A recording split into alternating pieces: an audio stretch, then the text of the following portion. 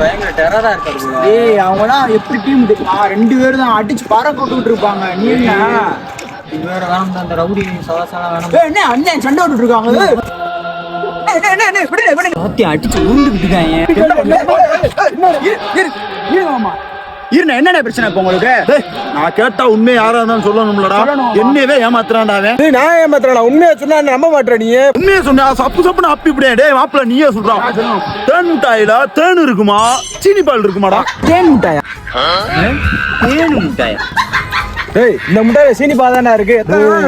இந்த முட்டாயில தேனு தான் இருக்கு. நான் இருக்கேன். நீ சொல்றா தேனு தானடா? கரெக்டா. ஏய் தம்பி சொல்லிட்டு போடா. திண்டையில நக்கி பாருங்க தெரியும். நக்கி பார்த்தா தெரியுமா? இங்க குடு.